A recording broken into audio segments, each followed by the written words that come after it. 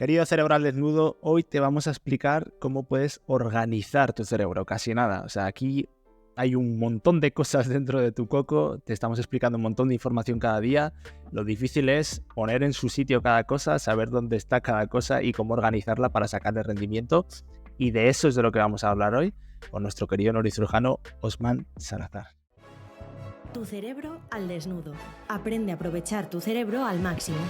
Con el neurocirujano Osman Salazar y el emprendedor Ignacio Verges. Puedes conocerles mejor en tucerebroaldesnudo.com.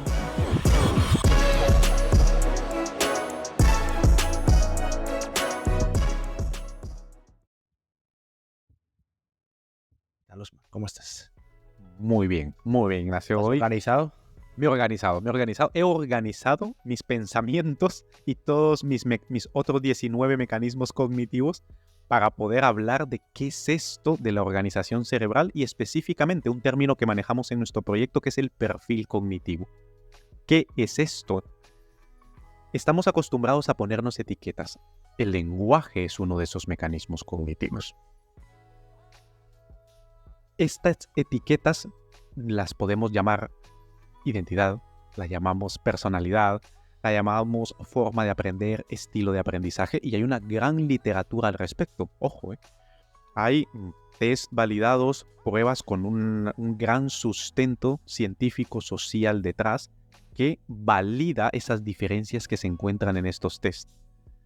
¿Cuál es el problema? Que algunas veces el alcance que cada una de estas escalas tiene se excede en la publicidad que se les da.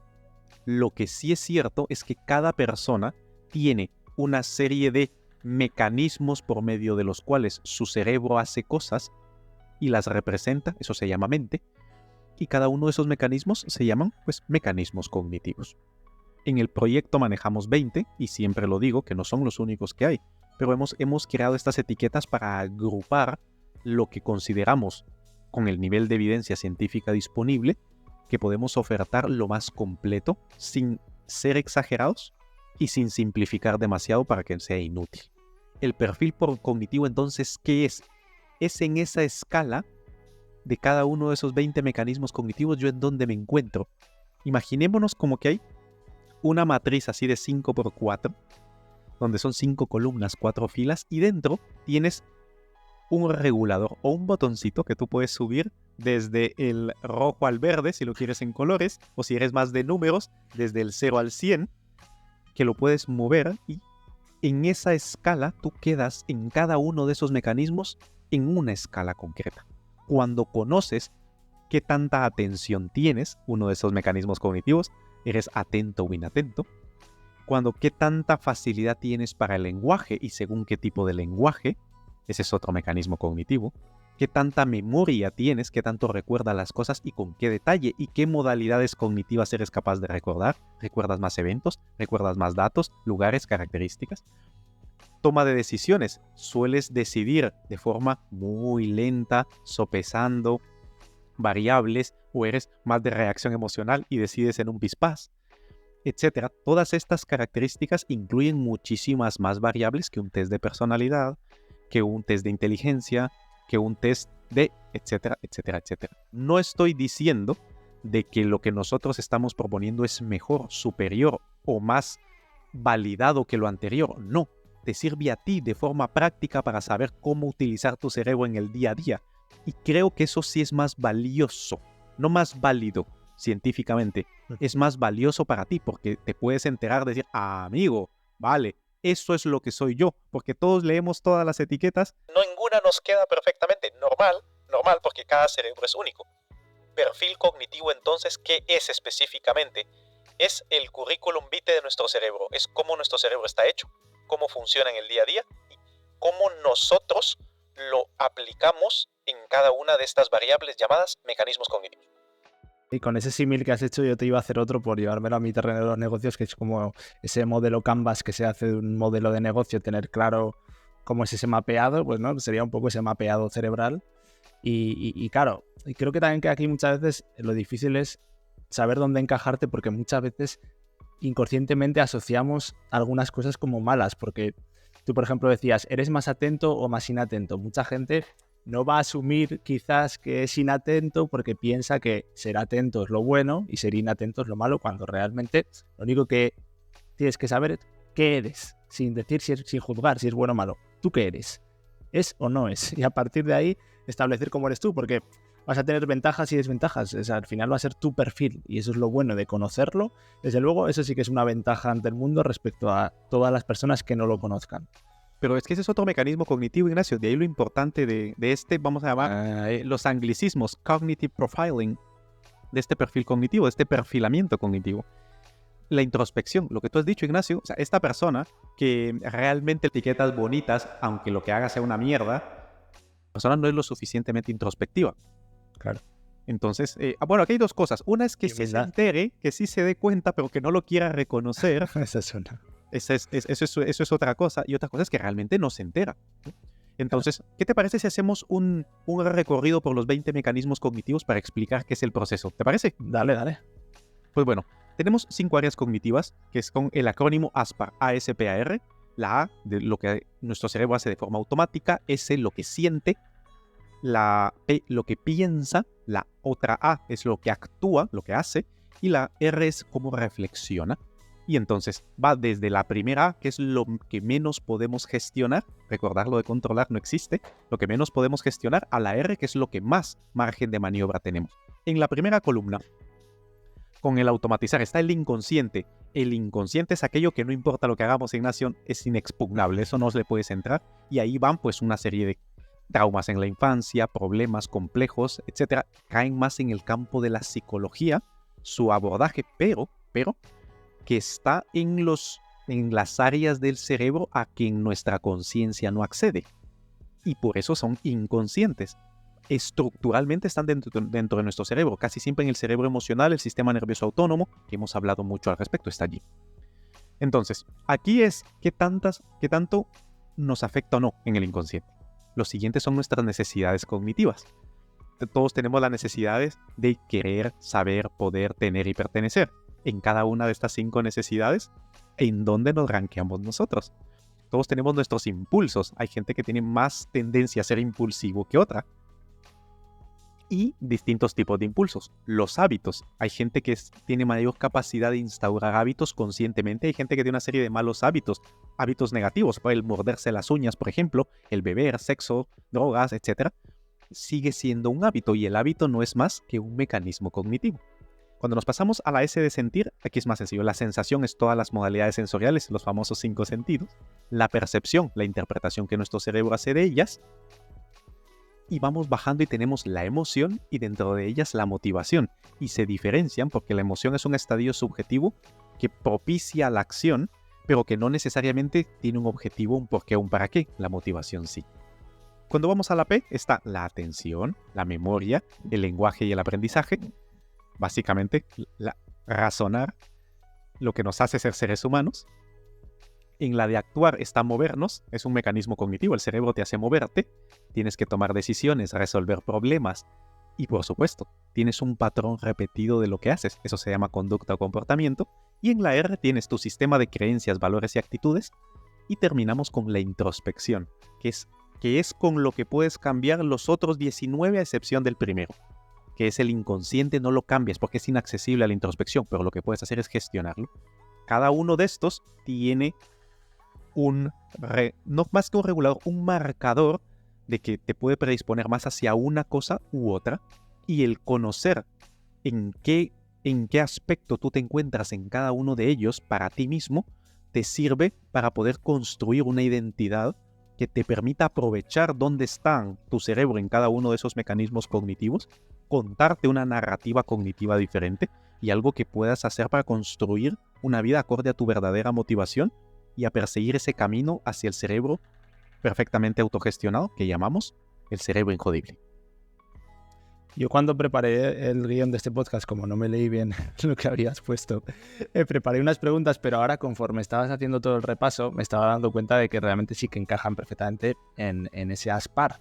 Porque yo pensaba, cuando decíamos de cómo organizar tu cerebro, yo pensaba, ostras, hay algo que, por ejemplo, a mí me influye mucho y que tú también muchas veces has nombrado aquí, que es el ambiente. Si tú, no sé, es una tontería como, por ejemplo, a mí me gusta que el sitio donde esté trabajando esté organizado, porque eso me hace que luego yo me sienta más organizado y trabaje de una manera más organizada, me siento como en armonía, ¿no?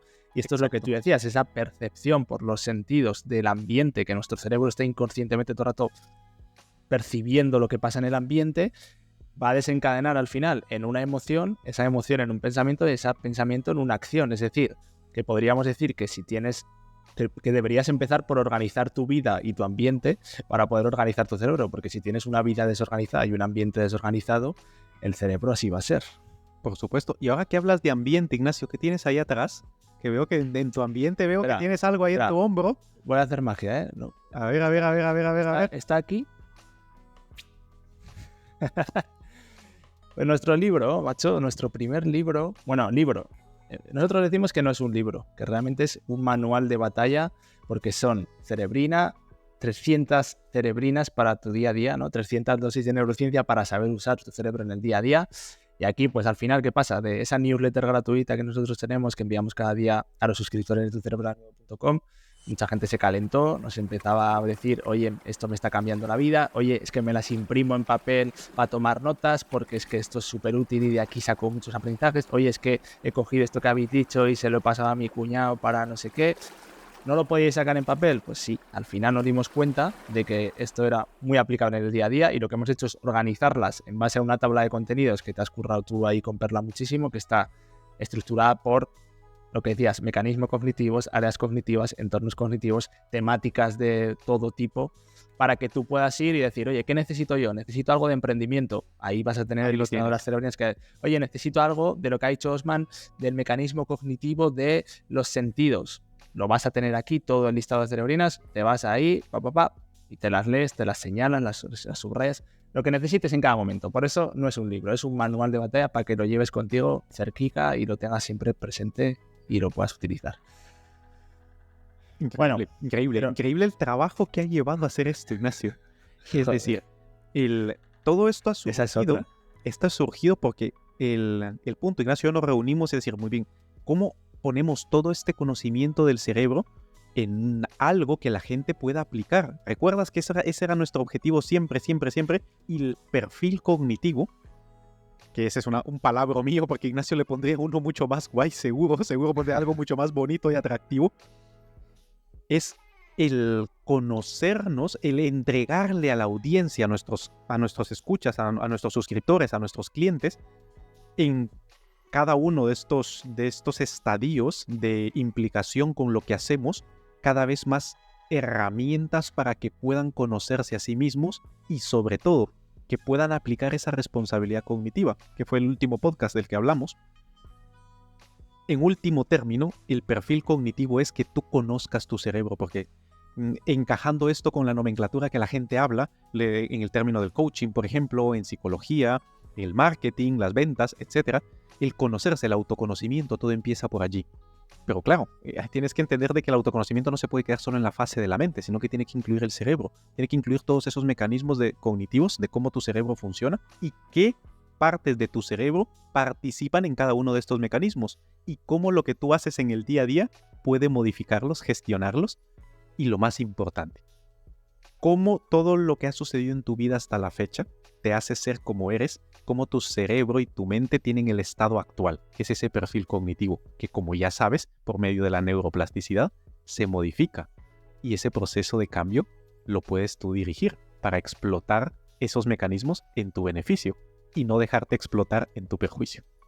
Claro, digamos que al final la solución a todos nuestros males que dependen del cerebro realmente en la teoría sería muy sencillo, porque si tú conocieses a la perfección tu cerebro, tuvieses clarísimo tu perfil cognitivo, tendrías perfectamente las palancas para saber qué tocar en cada momento y tal. Lo que pasa que eso, como siempre decimos, es nuestro ideal del cerebro injodible, algo muy difícil de alcanzar.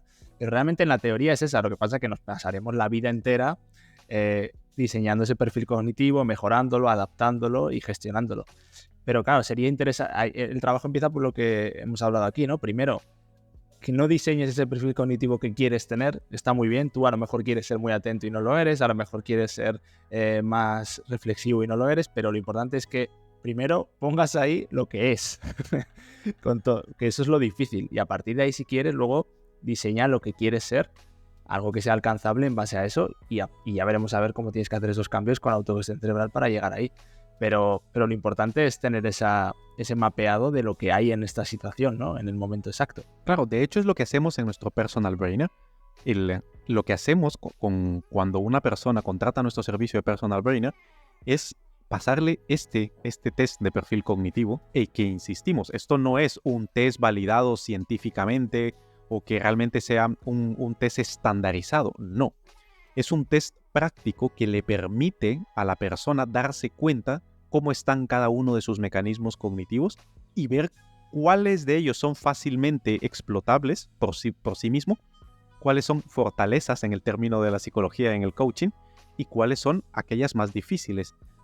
Llamémosle debilidades, fortalezas menores, que la nomenclatura tiene mucho hype, ¿no? El marketing, muy marketizables las palabras. Pero en último término es, ¿qué es lo que a tu cerebro se le da mejor, de forma natural, hacer?